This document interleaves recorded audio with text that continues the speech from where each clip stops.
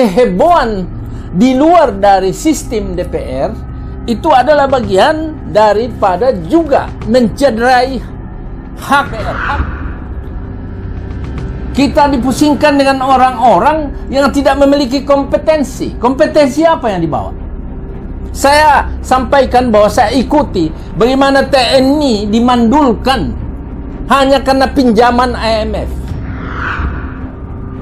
Selama ini penghinaan terhadap TNI itu berlangsung terus-menerus, merendahkan oleh orang-orang yang saya tidak tahu apa yang dia telah buat bagi bangsa dan negaranya itu. Saya tegaskan bahwa tanpa TNI tidak ada ini bangsa ini, tidak ada.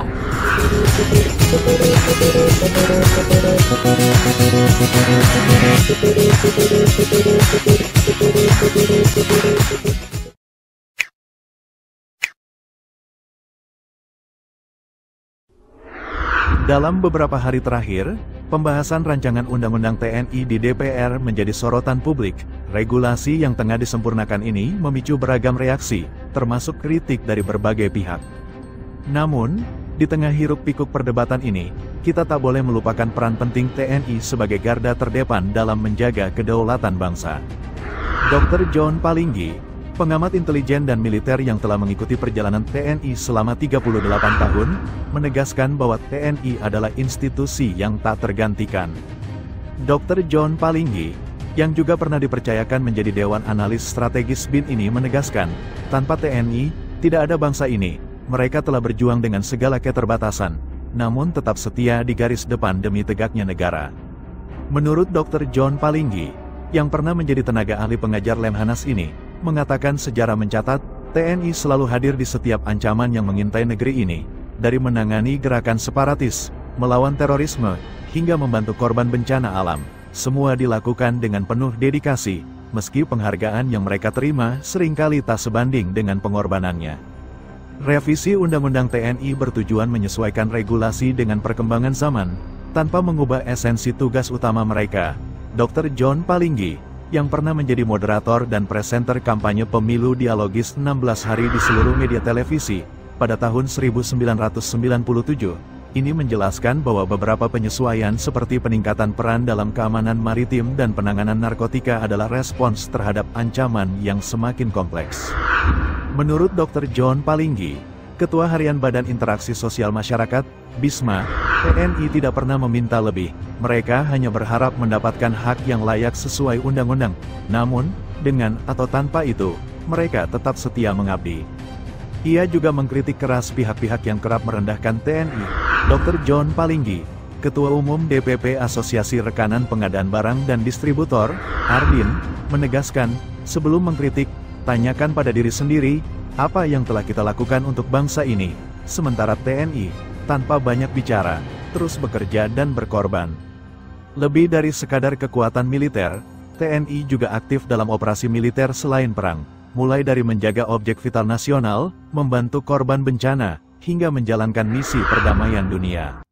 Dr. John Palinggi, Ketua Umum Asosiasi Mediator Indonesia, Amindo, menanyakan, ketika bencana terjadi, siapa yang pertama turun ke lapangan? Ketika negara dalam bahaya, siapa yang berdiri di garis depan? TNI selalu hadir untuk rakyat. TNI juga memiliki mekanisme hukum internal yang ketat untuk memastikan kedisiplinan dan profesionalisme di dalam tubuh mereka. Dr. John Palinggi mengajak masyarakat untuk mendukung pembahasan RUU TNI. Lebih dari itu, ia mengingatkan agar kita tidak mudah terprovokasi oleh narasi yang merendahkan TNI. Berikut petikan wawancara lengkap dengan Dr. John Palinggi di kantornya yang tertata apik di kawasan Bundaran HI, Jakarta.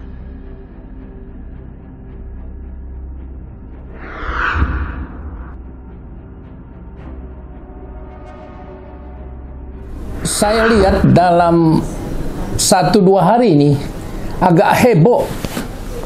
Sampai ada yang nyeruduk ke Hotel Fairmont karena di sana DPR dan juga sejumlah pihak yang memang terlibat di dalam rapat tersebut itu sedang membahas rancangan undang-undang TNI yang baru.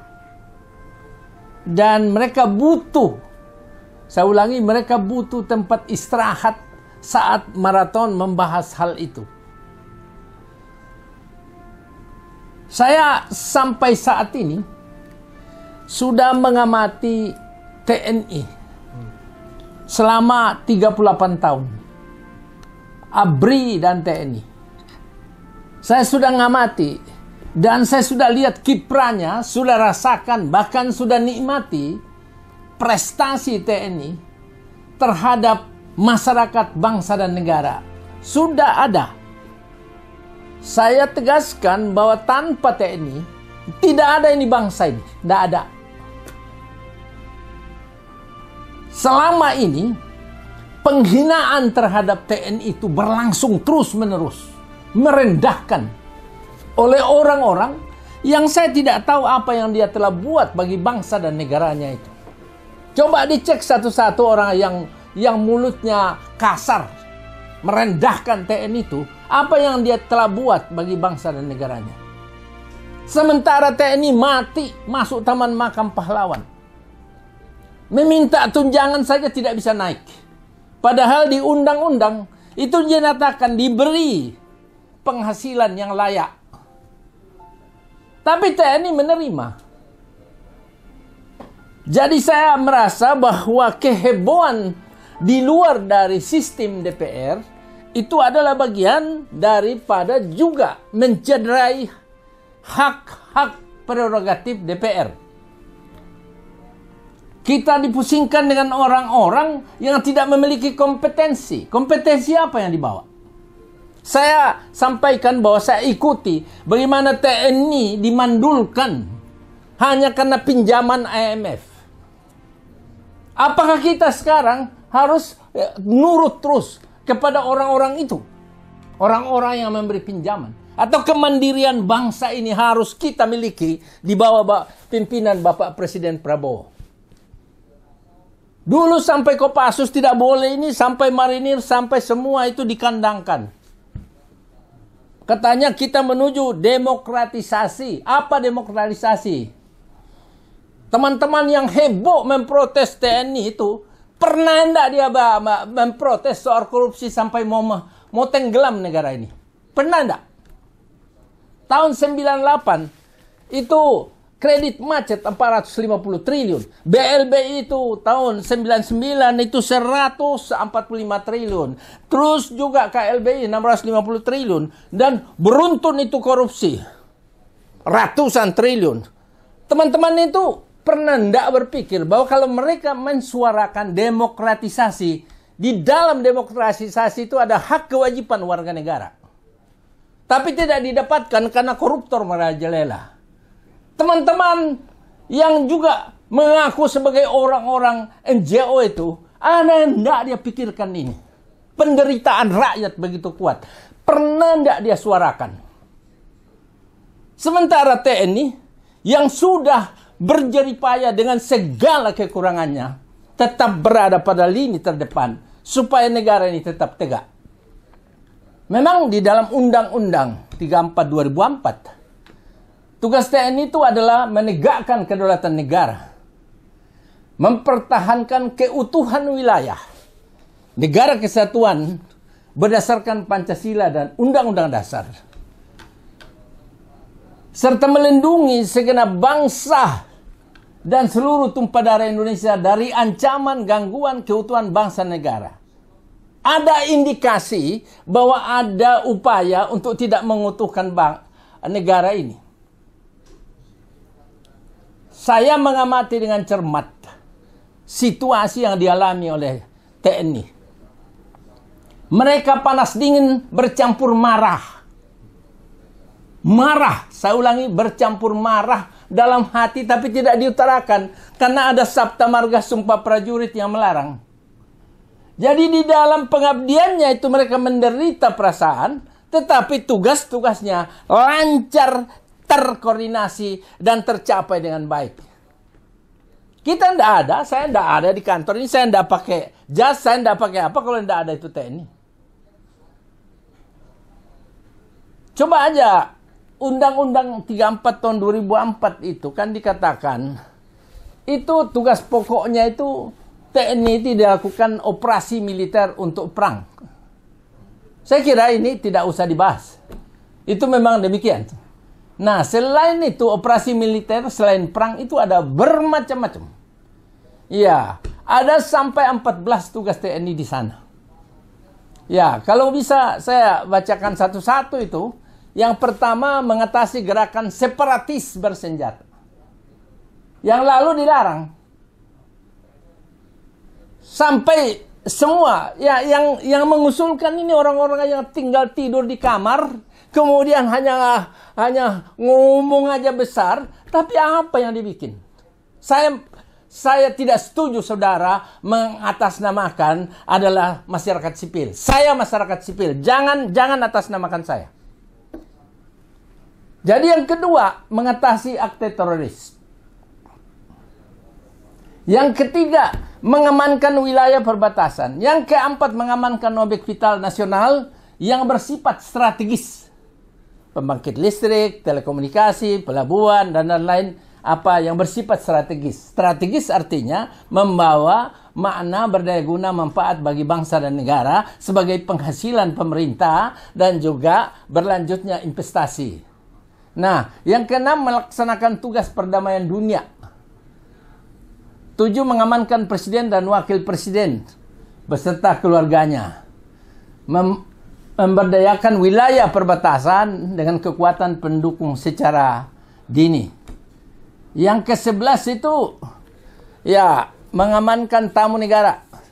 Ke-12, membantu menanggulangi akibat bencana alam. Dan itu terlaksana dulu. Itu terlaksana. Membantu pengungsian dan pemberian bantuan kemanusiaan. Ya, kemudian yang ke-12 membantu pencarian dan pertolongan dalam kecelakaan, search and rescue, SAR. Yang ke-14 membantu pemerintah dalam pengamanan pelayanan dan penerbangan terhadap pembajakan, perampokan dan penyelundupan.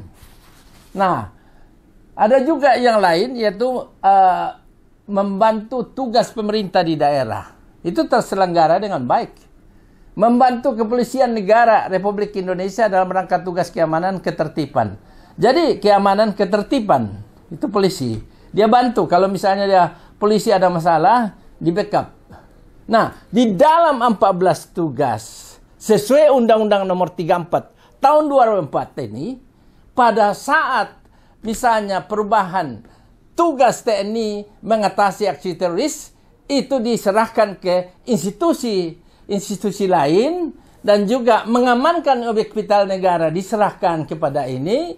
Ya, itu juga satu lagi bahwa membantu menanggulangi akibat bencana alam, BNPT.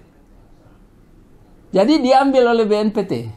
Kemudian membantu pencarian pertolongan dalam kecelakaan. Dibentuk Badan SAR. Waktu 4 poin ini diambil dan ditangani oleh instansi lain, saya tanya teman-teman ini yang ngamuk-ngamuk ini, yang ngamuk-ngamuk yang hebat sekali kayak dia aja yang ngatur negara ini, saya tanya, ada enggak kamu bahas itu? Ini kan pelanggaran undang-undang. Saya ingin sampaikan bahwa tugas-tugas kepolisian yang melakukan pemberantasan teroris, saya salut. Sudah berlangsung dengan baik. Tapi mengapa undang-undang ini tidak dirubah? Bapak yang ada di DPR itu, di Komisi 1, kenapa membiarkan ini? Sekarang kok ngamuk malah menentang TNI, bahkan dia orang anggota TNI. Jadi Bapak itu sadar-sadar juga lah. Siapa yang membesarkan dia kan TNI. Sekarang malah menghantam TNI. Nah itu. Satu lagi, saya ingin sampaikan bahwa pembahasan ini adalah pembahasan untuk di dalam kewenangan dan kompetensi prerogatif DPR yang mewakili rakyat dan bukan orang pinggir jalan yang tidak mewakili rakyat. Sekali lagi, yang tidak mewakili rakyat, jangan justru Anda harus didengar untuk hal-hal.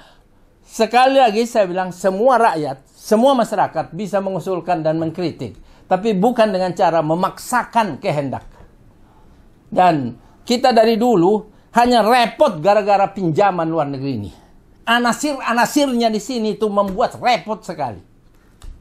Apakah Bapak Prabowo sudah tegaskan kita akan mandiri mengelola negara? Saya ulangi, Bapak Prabowo presiden kita akan mandiri mengelola negara. Dan kita tidak ingin didikte-dikte oleh negara manapun. Jelas. Maka pesan-pesan yang melalui siapapun, tidak usah jangan macam-macam. Nah, itu yang saya inginkan. Bahwa pembahasan misalnya yang lalu, banyak yang memasalahkan Mayor Teddy ya, yang sekarang dinaikkan jadi Letnan Kolonel. Mengapa kok itu dilantik? Ya dilantik yang nggak apa-apa. Kalau menurut saya tidak ada undang-undang yang dilanggar. Kalau ada yang menyatakan dilanggar, mari kita bicara. Jangan dengan kekuatan otak saja yang dipakai sebagai orang pintar dari universitas, tetapi bodoh dari hati dan kelakuan, dan juga keterampilan dalam melihat persoalan, itu jangan pakai itu. Contoh, di dalam Undang-Undang 34 tahun 2004 tentang TNI, pasal 47 yang ada dan masih berlaku sampai sekarang, dikatakan prajurit hanya dapat menduduki jabatan sipil setelah mengundurkan diri dan pensiun atau pensiun dari dinas aktif keprajuritan. Tapi pasal 47 ayat 2 dikatakan prajurit aktif dapat menduduki jabatan pada kantor yang membidangi. Saya ulangi, dapat menduduki jabatan pada kantor yang membidangi koordinator bidang politik dan keamanan negara. Nah sekarang Menko Politik, Hukum dan apa itu? Menko Polkam. Itu siapa aja yang dibidangi di bawah. Ini adalah bisa menduduki yang berada di bawah Menko itu. Ya, jadi tanpa pensiun bisa menduduki. Kan di situ ditulis kantor yang membidangi koordinator bidang politik, kantor yang membidangi pertahanan negara, kantor yang membidangi sekretaris militer. Jadi prajurit aktif bisa menduduki situ. Nah, seperti Mayor Teddy, ya berada di bawah sekretaris militer. Nggak ada yang dilanggar. Nggak ada. Kita kalau membahas undang-undang dibawa dalam kemarahan, dibawa dalam a priori, seuson atau apapun kebencian pada TNI, tidak akan ketemu. Tapi kalau dengan tenang, berada di bawah sekretaris militer, tidak ada masalah. Kan Mayor Teddy sekarang letkol di bawah sekretaris militer. Ya itu. Jadi berada di bawah sekretaris militer presiden. Intelijen negara juga bisa diduduki TNI pada undang-undangnya sekarang. Sandi negara yang diributkan bahwa kenapa tidak pakai cyber? Ya nggak ada masalah. Bisa saja sandi negara strap cyber kan. Tapi jangan hilangkan sandi negara. Ini berbahaya. Kita jangan tergerus dengan istilah asing. Kita memiliki sistem sandi negara yang sudah ampuh dan sudah teruji selama hampir 70 tahun lebih. Kemudian Lembaga Ketahanan Nasional. Nah, ada yang mengusulkan supaya dewan lembaga. Tidak perlu. Lembaga Ketahanan Nasional itu tugasnya mengkaji masalah yang dianggap perlu memberi masukan kepada pemerintah, kepada presiden, dan juga kepada institusi lain. Jadi apa? Nah, untuk sampai di sini, saya juga menyesalkan Pak Andi Wijayanto dalam tampilan di YouTube bahwa TNI sekarang sedang mengobok-ngobok dirinya. Saya menyesalkan pernyataan ini. Bapak Andi Wijayanto ini kan pernah juga seskap. Ya, mengapa tidak pada saat Lemhanas, pada saat dia seskap tidak membahas beberapa poin tugas TNI yang diambil itu kok tidak dibahas, diam-diam saja. Sekarang juga berbalik menyerang. Saya ingatkan Pak Andi Wijayanto, banyak hal juga yang saya sulit memahami. Contoh aja Pak Andi Wijayanto ke Israel membuat perjanjian di sana. Ya, dengan Bapak Presiden. Itu kan Satu hal yang agak sulit dipahami ya. Ya, ada fotonya kok. Ada fotonya. Di Israel. Ini ada hal baik. Saya respect pada semua negara di dunia. Tetapi kalau kita tidak ada hubungan diplomatik, terus ada perjanjian yang dibuat atas prakarsa seseorang sampai Bapak Presiden harus ke sana, itu menurut saya harus kita kaji lebih dalam. Jangan Pak Andi Wijayanto, saya sebutkan namanya, jangan Pak Andi Wijayanto menyerang-nyerang TNI dengan secara sporadis. Dan di YouTube itu luar biasa, bilang TNI sedang mengobok-ngobok dirinya. Apanya yang diobok-obok? Ingat Pak Andi ya, Anda itu anak seorang mayor jenderal yang saya sangat hormati, abang saya. Jangan justru membuat oposisi yang tidak proporsional. Bahkan menyudutkan TNI. Pahami dalam diri bahwa Anda dilahirkan dari TNI, anggota TNI, perwira tinggi TNI. Jangan. Saya minta jangan. Saya akan buka lebih jauh ini kalau terus. Yang kedua, di sana juga prajurit aktif dapat menduduki jabatan sebagai Dewan Pertahanan Nasional, Search and Rescue Nasional. Ini diambil instansi lain. Narkotik nasional juga bisa diduduki oleh TNI, tapi tidak dikasih. Tapi diam-diam saja semua kan. Nah, dan Mahkamah Agung. Mahkamah Agung sudah berlangsung. Di sana ada kamar militer. Tapi bagaimana ada kamar militer kalau di kejaksaan itu tidak ada? Kan mesti ada juga di kamar di kejaksaan. Nah, itulah sebabnya usulan baru itu mencantumkan Kejaksaan Agung. Ya. Jadi saya kira ini saya hanya untuk mengcounter ya serangan bahkan penghinaan yang merendahkan TNI. Saya hadapi siapa yang mau kita tampil di televisi, silakan. Saya sendiri. Jadi jangan saya tidak punya apa, saya tidak ada misalnya saya dapat anggaran dari mana, enggak ada. Dengan ketulusan keikhlasan saya sebagai warga negara merasa terusik dengan cara-cara memperlakukan TNI. Dulu itu datang lingkungan hidup, sedikit-sedikit bahwa ada pencemaran. Kemudian dianggap TNI itu yang campur tangan. Mulai lingkungan hidup ini masalah kebencian pada TNI. Saya ahli lingkungan hidup sama Pak Emil Salim. Saya tahu masalah. Disusul lagi dengan pinjaman-pinjaman IMF. IMF itu saat ditandatangan dengan Pak Harto, itu terjadi bahwa pertama harus tenaga kerja harus outsourcing. Kontraknya hanya 1 tahun. Yang kedua, militer harus dikurangi dan harus ditutup. Tuh Kopassus, marinir, apa segala macam. Dibatasi, tidak boleh. Harus di asrama. Militer tidak boleh campur. Padahal kerjasama. Nah, sekarang alergi di fungsi ABRI. Sekarang kita hidup ini, generasi-generasi yang sekarang, itu kan akibat karena cuma istilah fungsi. Apa sih salahnya? Kalau TNI itu menjadi motivator membuat perkebunan. Apa sih salahnya kalau jadi motivator membuat sawah? Apa sih salahnya kalau membuat motivator tangkap ikan? Kok bilang fungsi? ABRI tidak pernah membuat fungsi yang merugikan rakyat.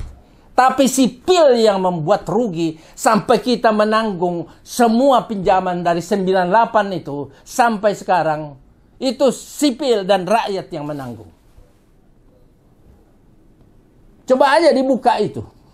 Harus sampai sekarang itu kita mikirkan itu cicilan pokoknya titik bunganya. Apakah ada mencuri itu? Orang ABRI itu ada mencuri enggak? TNI itu. Di TNI itu sudah berlaku. Kalau melakukan tindak pidana atau melanggar hukum sudah ada ditangkap polisi militer. Dia auditor, dihukum oleh hakim militer, ditahan di penjara militer, tahanan militer. Sudah ada dan berlangsung baik. Apakah di sipil itu berlangsung ini? Tidak. Semakin korupsi, semakin besar, semakin ini kalau perlu jual negara ini. Kenapa teman-teman yang mengaku NGO tidak ribut soal itu? Ada apa ini? Jangan hina-hina TNI dengan cara engkau atau teman-teman tidak pernah buat apa-apa bagi negara bangsa ini. Berhenti. Jadi berhenti. Jangan. Yang kedua, masa DPR yang kita percaya sebagai wakil rakyat kita harus diobok-obok terus? Enggak lah. Cara lama ini adalah cara-cara yang sudah saya hafal. Jangan berkedok demonstrasi atau ada pesanan. Pesanan apa yang tidak tahu? Dijelaskan. Pertama, kompetensi dia itu apa? Ormas atau apa? Kalau NGO harus jelas. Orientasinya kemana? Untuk bangsa negara atau orang lain? Kalau untuk orang lain, maaf. Anda salah dalam berkelakuan di negara ini. Harus kita membela negara kita. Kita membela TNI. Kita bela polisi. Kita tidak bisa. Saya tidak bisa apa-apa. Kalau ada masalah ancaman, tidak bisa. Mati saya tanpa TNI. Mati kita tanpa polisi. DPR itu memilih hotel. Jangan diserang bahwa efisiensi Pak Prabowo kok membahas di hotel. Ia membahas di hotel karena maraton sampai malam, sampai jam 4 subuh. Dia butuh istirahat. Apakah ada kamar enggak di DPR? Kan tidak ada. Ada hal-hal luar biasa yang tidak efisien. Ya, jadi jangan diserang. Oh, Bapak Prabowo efisiensi kok ini ya. Enggak lah. Anda itu terlalu a priori ya. Ya. Kalau teman-teman itu mengajar perguruan tinggi, kembali ke sana. Sebagai aparatur sipil negara yang makan gaji dari negara. Ya, gaji dari negara itu ditandatangan Bapak Presiden sama DPR. Ya, mengapa Anda menyerang Bapak Presiden? Kembali sebagai pengajar. Jangan dapat gaji, tahu menyerang-nyerang negara. Pilih, berhenti sebagai aparatur sipil negara, berhenti sebagai dosen, dan jadi pokoknya kor-kor terus lah. Tidak ada yang larang. Pengharapan saya sebaiknya berikan kewenangan sesuai undang-undang terhadap DPR dan Presiden untuk memutuskan. Karena kita tahu bahwa di sana itu terdiri dari orang-orang yang memiliki kompetensi tinggi, kemampuan yang tinggi, dan juga niat baik pada bangsa dan negara. Jadi tidak usah mau menjelekkan muncul di televisi seperti itu. Ya, tenang-tenang aja lah. Nah, yang kedua, ada upayakan dalam otak kita, siapapun kita sebagai warga negara, janganlah membenci TNI dengan cara apapun. Ya, baik halus, setengah keras maupun sangat keras, tulisan, kelakuan, dan ngomongan, jangan benci TNI. Nanti kecewa kalau TNI sekarang menahan diri terus. Lauk pauknya aja diusulkan tidak dipenuhi. Instansi lain 300, dia 75. Ya, dinyatakan diberikan gaji yang layak, tidak juga. Mereka sebetulnya hidup dalam jadi mereka hidup dalam kesetiaan, hidup penuh kesetiaan bagi bangsa dalam penderitaan. Ya, haknya gaji yang layak tidak dikasih. Ya, jadi jangan sampai kemarahan itu membuahkan hal yang negatif dan kita repot semua dalam bangsa.